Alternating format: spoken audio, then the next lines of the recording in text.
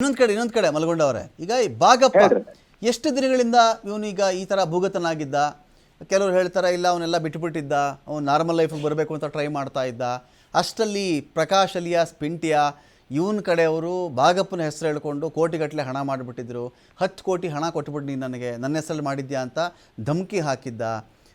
ರವಿ ಅಗರ್ಕೇಡನನ್ನು ಕೊಲ್ಸಿದ್ದೆ ಭಾಗಪ್ಪ. ಇದೆಲ್ಲ ಏನು ಕಥೆ ಅಂತ ಇದು ಮಲ್ಗೊಂಡವ್ರೆ? ಇದು ಅವ ಭಾಗಪ್ಪ ಹರಿಜನ ಬ್ಯಾಡಿಗಾಳದಿಂದ ಅವ 98ಕ್ಕೆ ಅವ್ರ ಊರಾಗ ಒಂದು ಸಣ್ಣ ಘಟನೆದಿಂದ ಒಬ್ಬನಿಗೆ ಮರ್ಡರ್ ಮಾಡ್ತಾರ. ಓಕೆ. ನಂತರ 2000 ಮರ್ಡರ್ ಮಾಡ್ತಾನೆ. ಹ್ಞೂ.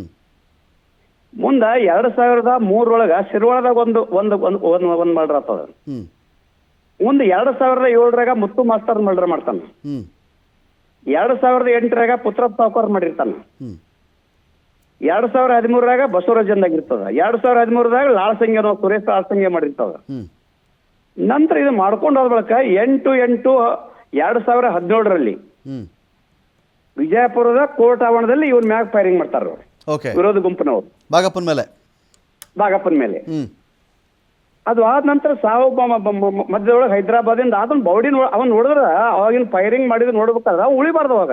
ಓ, ಅಷ್ಟು ಭೀಕರವಾಗಿತ್ತು. ಅಷ್ಟು ಭೀಕರವಾಗಿ ಡಾಕ್ಟರ್ಸು ಕಂಡೀಷನ್ ಹೇಳಿದ್ದಿಲ್ಲ. ಎಷ್ಟೋ ದಿನ ಅಲ್ಲಿ ಹೈದರಾಬಾದ್ ಒಳಗೆ ವರ್ಷಾನ್ಗಟ್ಲೆ ಇದ್ದು ಮತ್ತೆ ವಾಪಸ್ ಬಂದವ. ಓಕೆ. ಗಾಡ್ ಗಿಫ್ಟ್ ಇದ ಒಂದು. ಹ್ಞೂ.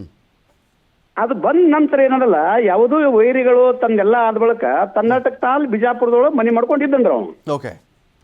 ಮನೆ ಮಾಡ್ಕೊಂಡಿದ್ದಾಗ ಅವಾಗ ಏನವ ಮೊನ್ನೆ ಕೋರ್ಟ್ ಮುಂದ್ಗಡೆ ರವಿ ವಕೀಲರಿಗೆ ಮರ್ಡರ್ ಆಯ್ತಲ್ಲ, ಆಕ್ಸಿಡೆಂಟ್ ಅಂದ್ರೆ ಮೊದಲು ಅವನಿಗೆ ಆಕ್ಸಿಡೆಂಟ್ ತರ ಮಾಡಿ ಅದು ಒಂದು ಇದು ಆಕ್ಸಿಡೆಂಟ್ ಅದನ್ನ ಕಾರಿಗೆ ಸುತ್ತ ಹೊಡೆದು ಬಿಜಾಪುರದಾಗ ಹೆಂಗಿತ್ತಪ್ಪ ಅಂದ್ರೆ ಮಾವ ಇಡೀ ಸಿಟಿ ಒಳಗೆ ತಿರುಗಾಡಿಸಿ 2-3 ಕಿಲೋಮೀಟರ್ ಗಟ್ಟಲೆ ಅವನ್ನ ಕಾರಿಗೆ ಕಟ್ಟಿಸಿ ಅಲ್ಲಿ ಮಶಾನ್ ಒಂದು ಜಲನಗರ ಒಳಗೆ. ಆ ಮಶಾನ್ ಒಳಗೆ ಬಿಟ್ಟು ಬರ್ತದ. ಇದು ಮಶಾನ್ ಹತ್ರ ಒಂದು ರೋಡ್ ಇರ್ತಾ ಅಲ್ಲಿ ರೋಡಿಗೆ ಬಿಟ್ಟು ಬಿಡ್ತಾರ ಅದನ್ನ ಬೌಡಿ. ಅದು ಕೈ ಇದಾಗಿರ್ತದ ಎಲ್ಲ. ಅವನ ಪ್ಯಾಂಟ್ ಶರ್ಟ್ ಎಲ್ಲ ಪೂರ್ತಿ ಎಲ್ಲ ಇದಾಗ್ಬಿಡ್ತದೆ. ಯಾವ್ದು ರೋಡಿಗೆ ಯಾವ್ದು ಪೂರ್ತಿ ಇದಾಗಿಬಿಟ್ಟಿರ್ತದ. ಭಯಾನಕ ಇರ್ತದ ಅದು. ಓಕೆ.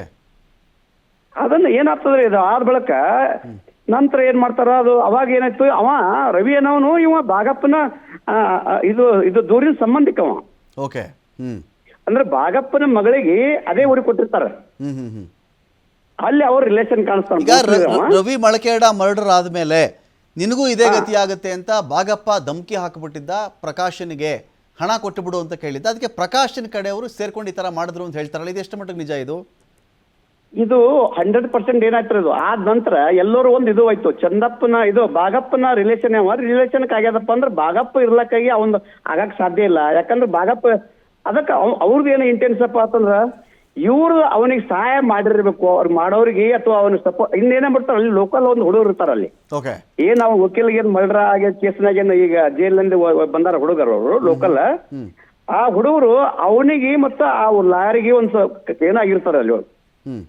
ಅವ್ರ ಏನ್ ಮಾಡ್ತಾರ ಎಲ್ಲಾ ಹುಡುಗರು ಕೂಡಿ ಭಾಗಪ್ಪನ ಬಲ್ಲಿ ಹೋಗಿ ಹಿಂಗ್ ಮಾಡಾಕತ್ತಾನ ಅವ್ರ ಲಾಯರ್ ಅಂತ ಕೇಳಿದಾಗ ಅದಕ್ಕೆ ಅವ ಭಾಗಪ್ಪ ನನಗೇನು ಸಂಬಂಧ ಇಲ್ಲ, ನಿಮ್ಗ ನೀವು ಬಲ ಅವ್ರ ಬಲ ಅಂತ ಹೇಳಿ ಹೇಳಿದಕ್ಕೆ ಅವ್ರಿಗೆ ಸಪೋರ್ಟ್ ಆಗ್ಯದ ಅಂತ ಹೇಳಿ ಇವ್ರು ತಿಳ್ಕೊಂಡಿರ್ತಾರ ಅಷ್ಟೇ. ಅವರು ಒಳಗಿಂದೊಳಗೆ ಏನಿರ್ತದ ಅವ್ರವ್ರಿಗೆ ವ್ಯವಹಾರ ನಡೆದಿರ್ತದೆ. ಇಲ್ಲ ಯಾವ್ರಂತದ್ದು ಇದ್ದದ್ದು 100% ಖರೆ ಅವ್ರಿಬ್ರಿಗೆ. ಯಾಕಂದ್ರ ಭಾಗಪ್ಪ ಹರಿಜನ ಅವನ ಜೊತೆ ಜಾಸ್ತಿ ಇರೋರಪ್ಪ ಅಂದ್ರೆ ಅವಾಗ ಇವ ವಕೀಲ ಇದ್ರು ಅವಾಗ. ಆ ಮನೆಯನ್ನು ಬಾಡಿಗೆ ಮೋಸ್ಟ್ಲಿ ಬಿಜಾಪುರ ಮಾಡಿ ಅವನೇ ಮಾಡಿಸ್ಬೇಕು 100% ಇದ್ರ. ರವಿ ಅಗರ್ಕೇಡ ಭಾಗಪ್ಪ ಒಟ್ಟೊಟ್ಟಿಗೆ ಇದ್ದವ್ರ? ಹಾ, ಅಂದ್ರೆ ಅವ್ರ ಲಾಯರ್ ಅಂದ್ರೆ ಒಂದು ರಿಲೇಷನ್ ಮತ್ತು ಇದು ಮಾಡಿದಂಗ ಅಷ್ಟೇ ಹಿನ್ನೆಲೆ.